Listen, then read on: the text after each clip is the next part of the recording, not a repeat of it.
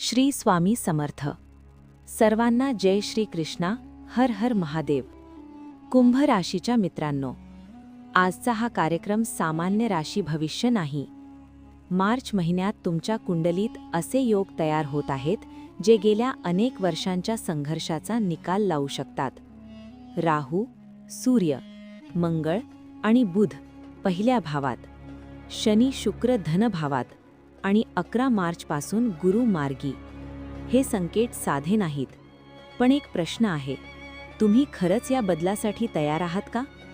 जर तुम्हाला वाटत असेल की हा काळ तुमचा आयुष्य बदलू शकतो, तर कमेंटमध्ये आत्ता लिहा की मी तयार आहे. आणि शनिदेवावर श्रद्धा असेल तर जय शनिदेव लिहा. चला आता सविस्तर जाणून घेऊया ग्रहस्थिती तुमच्यासाठी काय सांगते. मित्रांनो, आजचा व्हिडिओ आणि आजचा हा कार्यक्रम त्या सर्व प्रेक्षकांसाठी, सर्व लोकांसाठी खूप खास आहे ज्यांची राशी कुंभ आहे. आजचा व्हिडिओ कुंभ राशीच्या लोकांसाठी इतका खास असण्याचं कारण म्हणजे आज आपण चर्चा करणार आहोत की मार्च महिना तुमच्यासाठी कसा राहणार आहे. कारण या महिन्यात अतिशय सुंदर योगांची निर्मिती होत आहे. अनेक ग्रह असे आहेत जे खूप सुंदर योग बनवत आहेत आणि केवळ कुंभ राशीच्या लोकांसाठी एक खूप मोठा बदल घेऊन येत आहेत. तर सर्वात आधी आपण हे जाणून घेऊया की कोणता ग्रह कोणत्या भावात बसला आहे आणि त्यानंतर आपण त्यापासून मिळणाऱ्या फळांविषयी जाणून घेऊ. तर कुंभ राशीच्या कुंडलीत पहिल्या भावात, फर्स्ट हाऊसमध्ये, जे सर्वात महत्त्वाची गोष्ट आहे, तुमच्या कुंडलीच्या पहिल्या भावात, लग्नात आणि केंद्रात, जे की केंद्राचे स्थान आहे, तिथे राहू, सूर्य, मंगळ आणि बुध या 4 ग्रहांची युती एकाच वेळी होत आहे. यासोबतच क्रमाने कुंडलीच्या दुसऱ्या भावात, म्हणजेच धनाचा भाव, कुटुंबाचा भाव, तिथे शुक्र आणि शनी या 2 ग्रहांची युती होत आहे. गुरु तुमच्या कुंडलीच्या 5व्या भावात गोचर करत आहेत. केतू तुमच्या कुंडलीच्या 7व्या भावात गोचर करत आहेत. ही ग्रहांची स्थिती आहे. आता आपण जाणून घेऊया की याचा तुमच्या जीवनावर काय परिणाम होईल.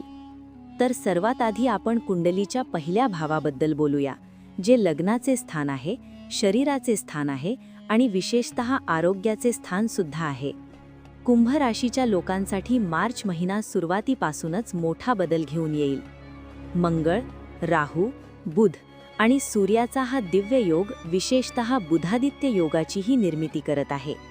त्याचबरोबर बुध, राहू, मंगळ आणि सूर्य एकत्र येऊन राजकारण, सत्ता किंवा केंद्र सरकारशी संबंधित क्षेत्रांत खूप मोठी भूमिका बजावतील.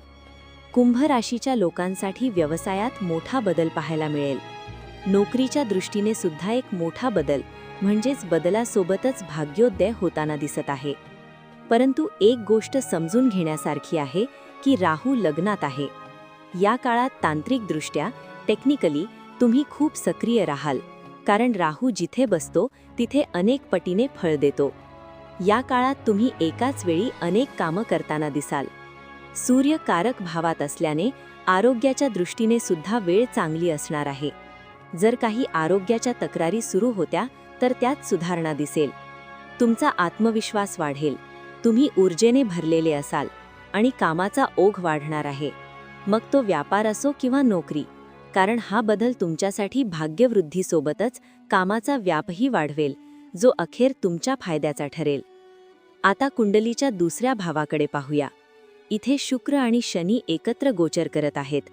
जेव्हा जेव्हा शुक्र दुसऱ्या भावात बसतो तेव्हा ते धनप्राप्तीचे चांगले संकेत असतात. सोबत शनी सुद्धा आहे, त्यामुळे मेहनत तर करावीच लागेल. शनी तुमच्या राशीचा स्वामी आहे, त्यामुळे मेहनतीपासून तुम्ही कधीच मागे हटत नाही आणि मेहनतीशिवाय तुम्हाला काही मिळत नाही. शुक्र तिथे सुख प्रदान करतो, धनप्राप्तीचे उत्तम योग निर्माण करतो आणि सुखाची प्राप्ती करून देतो. पण शनी तिथे असल्याने कर्माची भूमिका कायम राहील, म्हणजेच काम वाढत राहील. पैसा कमवला की काम आपोआप वाढेल, हे लक्षात ठेवा. जर आत्तापर्यंत खूप संघर्ष होत होता, पैसा टिकत नव्हता, तर आता पैसा वाचेल सुद्धा. तुम्ही कुटुंबावर खर्च कराल आणि स्वतःवरही खर्च करताना दिसाल. थोडक्यात कुंभ राशीच्या लोकांसाठी धनवृद्धीचे चांगले योग आहेत. थांबा, कुंभ राशीच्या मित्रांनो, इथे एक अत्यंत महत्त्वाची गोष्ट आहे जी अनेक लोक दुर्लक्ष करतात. राजयोग तयार होतो, पण कृती नसेल तर फळ मिळत नाही. गुरु मार्गी होत आहेत. शनी शुक्र धनभावात आहेत. सूर्याचे राशी परिवर्तन होणार आहे. पण जर तुम्ही योग्य वेळी योग्य निर्णय घेतला नाही तर योग असूनही परिणाम अर्धवट राहू शकतो.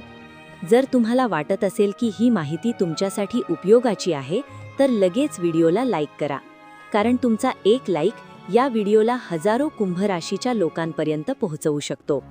आणि कमेंटमध्ये लिहा की कुंभ राशी शक्तिशाली आहे. चला आता पुढचा सर्वात महत्त्वाचा संकेत बघूया. सर्वात सुंदर योग म्हणजे 5व्या भावातील गुरु. 11 मार्चपासून गुरु वक्री अवस्थेतून मार्गी होत आहेत.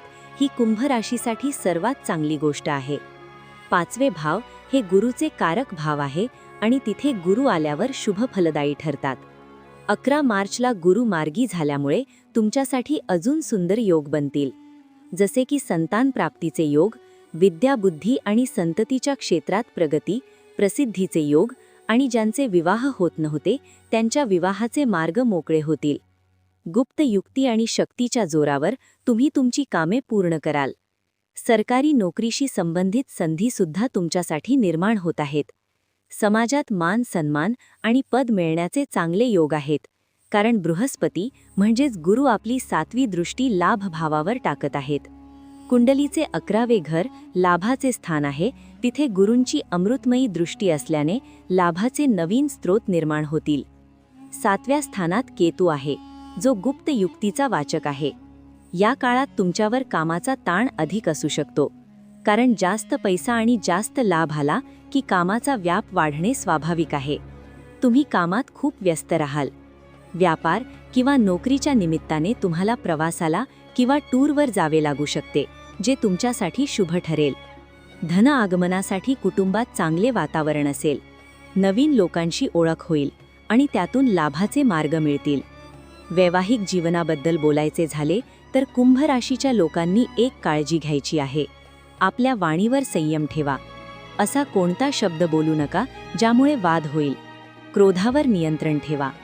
कुटुंबासोबत प्रवासाचे योग आहेत. एक खूप चांगली गोष्ट म्हणजे या काळात जमीन, घर आणि प्रॉपर्टी खरेदीचे उत्तम योग आहेत, कारण चतुर्थ स्थानाचा सुख स्थानाचा स्वामी शुक्र धनभावात बसला आहे. याचा थेट परिणाम तुमच्या प्रॉपर्टीवर होईल. तुम्ही नवीन घर किंवा जमीन खरेदी विक्री करू शकता. व्यापारात अचानक यू टर्न येईल आणि तुम्हाला यश मिळेल. राजकारणात सुद्धा प्रगतीचे योग आहेत. कुंभ राशीच्या लोकांनी या 4 गोष्टींकडे विशेष लक्ष द्यावे. तुमची कुंडली काढा आणि पहा. 1. कुंडलीत राहू आणि गुरु एकत्र तर नाहीत ना, कारण यामुळे गुरु चांडाळ दोष निर्माण होतो. 2. कुंडलीत चंद्र आणि राहू एकत्र तर नाहीत ना, चंद्रग्रहण दोष. 3. कुंडलीत सूर्य आणि राहू एकत्र तर नाहीत ना, सूर्यग्रहण दोष. 4. कुंडलीत काल सर्प दोष तर नाही ना, जेव्हा राहू केतूच्या एका बाजूला सर्व ग्रह येतात. या दोषांमुळे जीवनात विनाकारण संकट आणि संघर्ष येतो. माणूस मेहनत करतो पण यश मिळत नाही.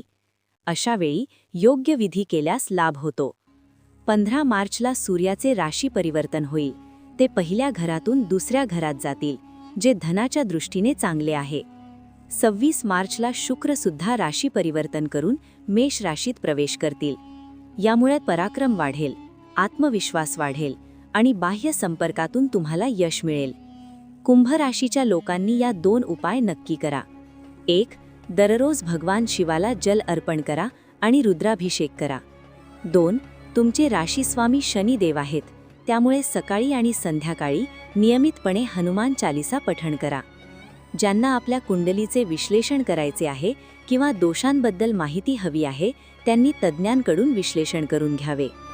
कुंभ राशीच्या मित्रांनो, मार्च महिना तुमच्यासाठी मोठा बदल घेऊन येऊ शकतो. धनवृद्धीचे योग आहेत. मान सन्मान वाढण्याचे संकेत आहेत. प्रॉपर्टी, करिअर आणि विवाहात प्रगतीचे मार्ग खुले होत आहेत. पण लक्षात ठेवा, योग बनतो म्हणजे आपोआप यश मिळत नाही. कृती आवश्यक आहे. जर तुम्हाला पुढील महिन्यांचे अचूक संकेत आधीच जाणून घ्यायचे असतील तर आत्ता लगेच चॅनल सबस्क्राईब करा आणि बेल आयकॉन ऑन करा. कमेंटमध्ये लिहा की गुरु मार्ग दाखवो आणि जय श्री कृष्ण. तोपर्यंत तोपर्यंत सोबत रहा. पुन्हा भेटू पुढच्या व्हिडिओमध्ये. जय श्री कृष्ण. श्री स्वामी समर्थ. जय शनिदेव.